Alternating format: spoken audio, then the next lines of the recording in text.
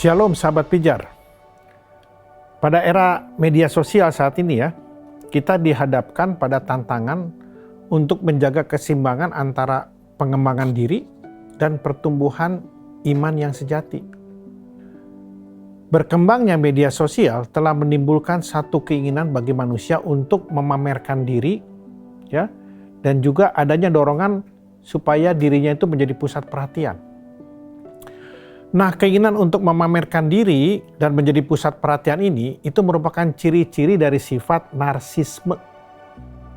Jadi narsisme itu dapat diartikan sebagai suatu obsesi yang berlebihan pada diri sendiri, ya, yang ditandai dengan merasa dirinya paling penting, sehingga membutuhkan perhatian dan memiliki kekaguman berlebihan pada diri sendiri. Juga ditunjukkan dengan adanya kebutuhan untuk selalu dipuji, selalu dikagumi oleh orang-orang. Nah, di balik rasa percaya diri ini, ya, yang begitu tinggi, seseorang dengan sifat narsistik ini akan menjadi lemah sebetulnya, bahkan rapuh. Kapan dia rapuh dan lemah? Ketika menerima kritik. Nah, dalam kaitannya dengan pertumbuhan rohani, sifat narsistik ini dapat menghalangi kita untuk mencapai kedewasaan rohani, di mana seharusnya kita berpegang sepenuhnya dengan Allah dan bergantung sepenuhnya kepada Allah. Nah, bagaimana dampak narsisme ini bagi pertumbuhan rohani seseorang? Ya, yang pertama adalah narsisme dapat merusak hubungan kita dengan Allah. Ketika seseorang berfokus pada diri sendiri, ya, dan juga kebutuhan pribadinya, itu akan membuat dirinya sebagai pusat kehidupan loh. Sehingga bisa terjebak pada pemujaan terhadap diri sendiri, kekaguman terhadap diri sendiri, ya, yang pada akhirnya akan menjauhkan dirinya dia dari Kristus, sehingga tidak akan ada lagi pertumbuhan rohani. Sebab hanya kekaguman yang berpusat kepada Kristuslah yang akan memberikan dampak kepada tumbuhan rohani seseorang. Ya. Nah, yang kedua, narsisme sering sekali membuat seseorang itu kesulitan untuk menerima kritik atau saran. Karena mereka cenderung merasa bahwa mereka tidak dapat melakukan kesalahan. Terlalu sempurna, saya ini sempurna. Ini bisa menghambat pertumbuhan rohani karena tidak menerima teguran. Gak mau mendengar nasihat. Sehingga dia tidak menyadari akan statusnya yang merupakan orang berdosa. Dan tidak mau bertobat. Nah, yang ketiga itu narsisme juga dapat merusak hubungan kita dengan sesama. Kenapa? Karena biasanya mereka itu sulit membangun hubungan yang sehat, ya, yang saling mendukung dengan orang lain. Karena sikapnya yang sangat dominan dan juga manipulatif. Untuk apa? Demi mencapai kepentingan pribadinya. Dan selain itu, narsisme juga seringkali disertai dengan kurangnya empati terhadap sesama loh. Ini bisa menghambat kemampuan seseorang untuk merasakan dan menyatakan kepedulian terhadap penderitaan orang lain. Padahal sebagai orang percaya, kita kan diajarkan untuk mengasihi sesama kita. Nah, sebagai orang percaya, kita perlu menyikapi fenomena narsisme ini, ya, yang kita melihat semakin menjamur di tengah-tengah perkembangan sosial media saat ini. Supaya apa? Supaya kita tidak kejebak di dalamnya dan kita bisa bertumbuh di dalam iman yang benar. Nah, pertama-tama kita perlu memeriksa ataupun mengkoreksi diri kita dengan memeriksa apa yang mendorong setiap tindakan maupun pilihan-pilihan yang kita ambil.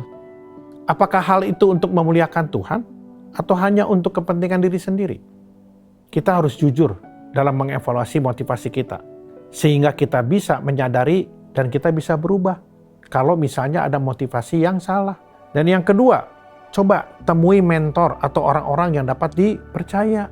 Minta mereka untuk memberikan masukan yang jujur tentang sikap yang saudara tunjukkan selama ini misalnya. Seringkali diri kita sendiri tidak menyadari tanda-tanda mengarah kepada narsisme loh. Ya, oleh karena itu kita bisa atau membutuhkan mentor atau orang yang dapat dipercaya untuk mengkoreksi sikap kita selama ini. Dan yang ketiga, supaya nggak kejebak dalam perilaku narsisme, kita harus menghidupi kehidupan yang berpusat kepada Injil. Kehidupan yang berpusat kepada Injil dimulai dari kesadaran akan status kita sebagai orang-orang berdosa. Seseorang yang terjebak di dalam narsisme itu selalu menganggap dirinya seorang yang sempurna loh. Tidak punya kelemahan, bahkan menolak teguran.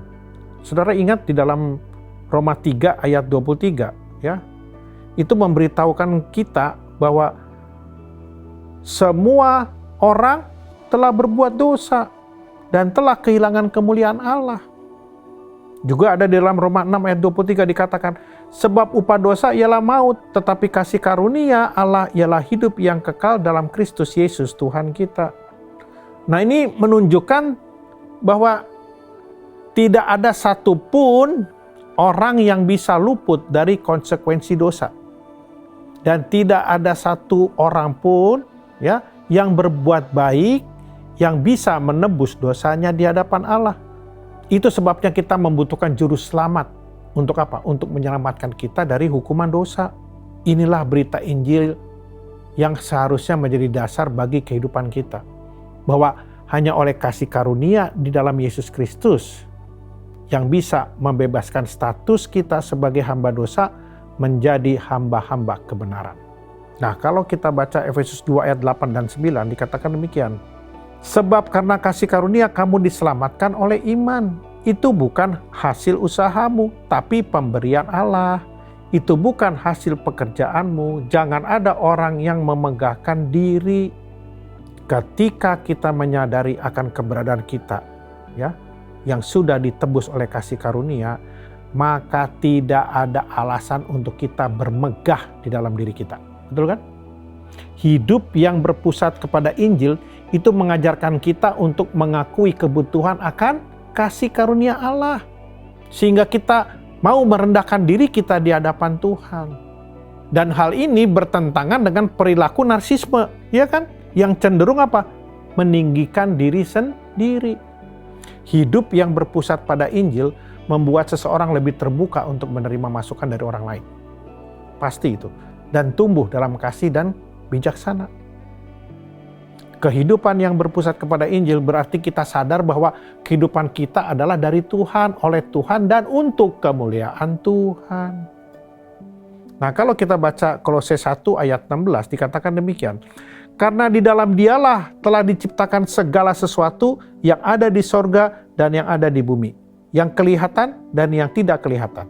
Baik singgasana maupun kerajaan, baik pemerintah maupun penguasa. Segala sesuatu diciptakan Dia dan untuk Dia. Dunia seringkali memberikan pandangan yang salah tentang tujuan hidup. Betul ya? Bahwa tujuan hidup itu tentang apa? Pencapaian, kesuksesan. Bahkan ketenaran yang akhirnya berujung pada obsesi terhadap diri sendiri. Inilah yang sering membuat seseorang terjebak dalam narsisme. Tapi sebaliknya, ketika hidup kita berpusat kepada Injil, maka kita akan menyerahkan kehidupan kita kepada Kristus. Agar Kristus memakai kita untuk suatu tujuan yang sudah Dia tetapkan. Yang perlu kita waspadai adalah jangan sampai kita memanfaatkan Tuhan untuk mencapai tujuan kita sendiri. Saudara terkasih, kita adalah terang bagi Indonesia. Oleh karenanya, jaga terangmu. Tuhan Yesus memberkati.